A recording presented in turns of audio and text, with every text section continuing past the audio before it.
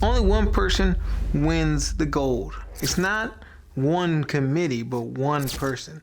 And everyone else learns how much work they really put in. Every lane looks the same.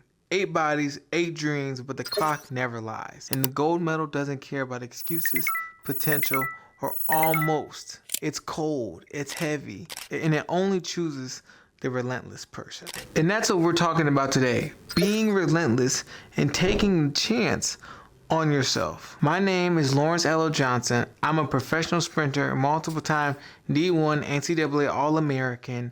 And this year, I took 9th at the USA Championship and ran my first 1-aided sub-10 performance. And every single athlete I've coached on a one-on-one basis that made it past 6 months has set a PR in at least one of their events. And today we're going to talk about what decides everything in sprinting. And the difference between gold and forgotten is often just 8/100ths of a second. That's less than a blink. And at that level, everyone is strong, everyone is fast, but not everyone is relentless. And this is what I mean by relentless. We're talking about data over doubt. You need to track your times, angles, and velocity each week. You let your numbers humble you. And number 2 is feedback over feelings. You should film every rep and fix what you see and not what you hope. Number 3 is execution over emotions.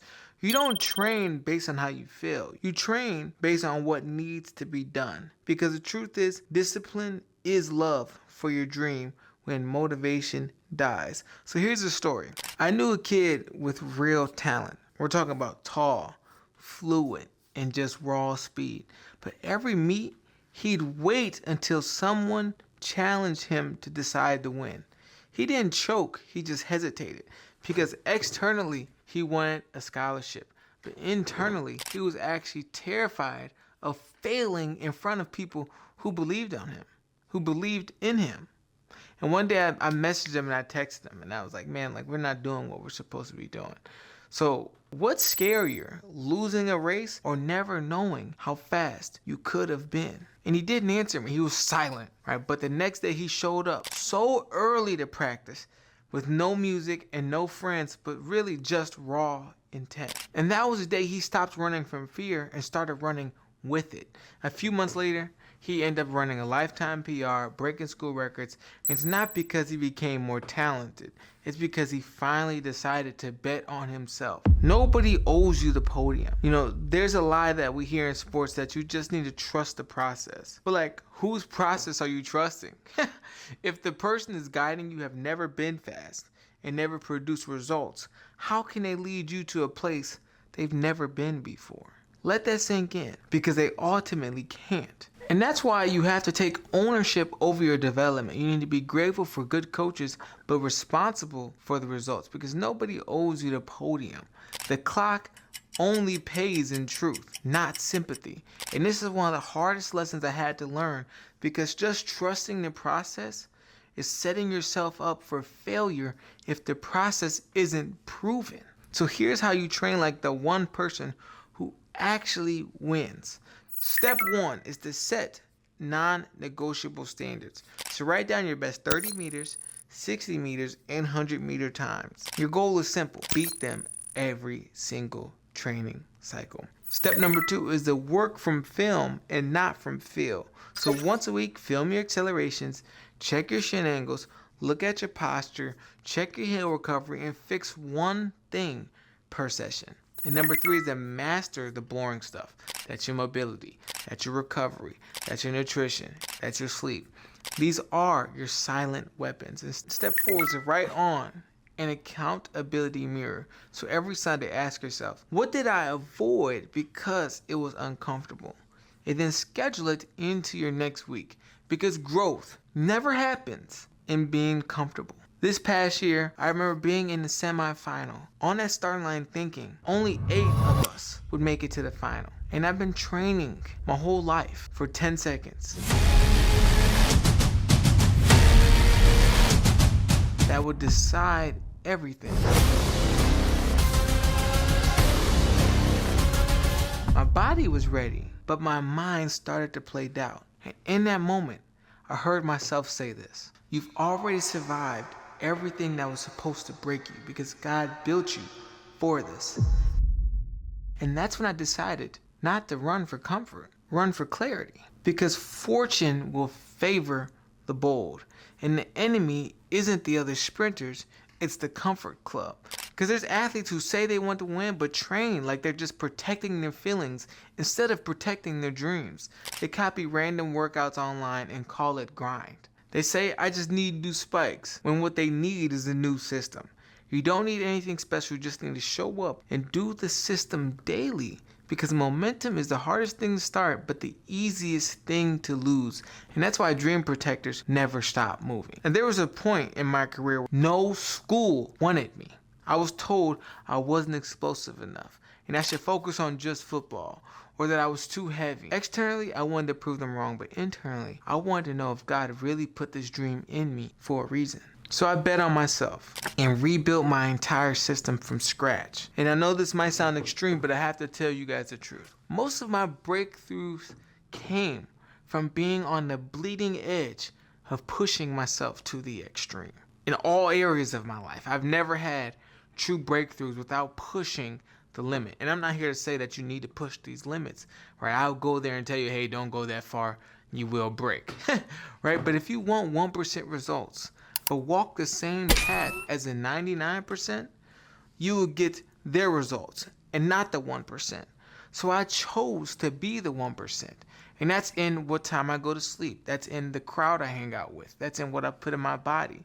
And that's the same choice that you watching this video have to face every single day.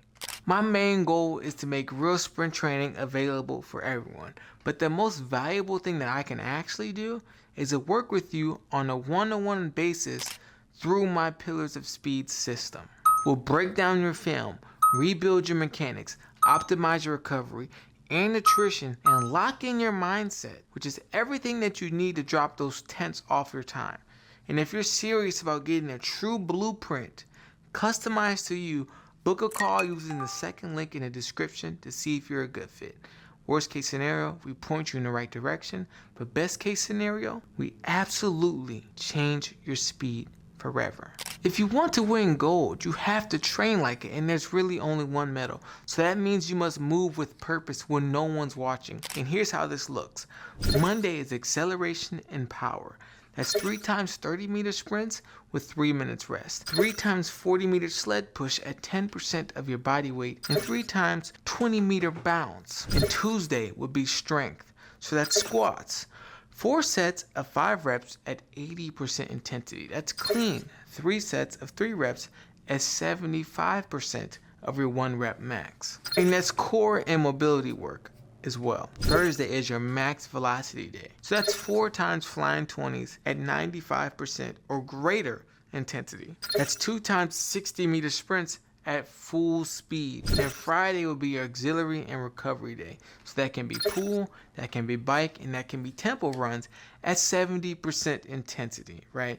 You're not chasing exhaustion. You're chasing excellence, because every drill has a reason and every rep builds rhythm. And that's truly what the 1% do. They don't hope, they hone in on their skills. And here's the truth. Most athletes never fail because they never actually start. They train halfway and they dream halfway and they commit halfway. They live in almost. They're almost committed. They're almost confident. And they're almost fast. But most almost never wins the gold. You can't half believe and expect full blessing. So stop listening to the doubt and letting others limit your greatness that God gave you. But being chosen doesn't mean it's going to be easy. It means you're called to responsibility. Let's talk about the true enemies. The fake gurus who teach speed from a laptop. The coaches who recycle old workouts from the 90s. Science. They've never touched sub 10, and they've never built anyone who did. So how can you lead someone to a place you've never been before? You ultimately can't. And that's why I built Sprint University, to bring real systems to athletes who are guessing.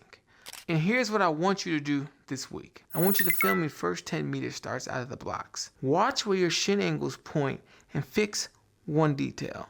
Number 2 is to write down 3 habits that you avoid because they're uncomfortable.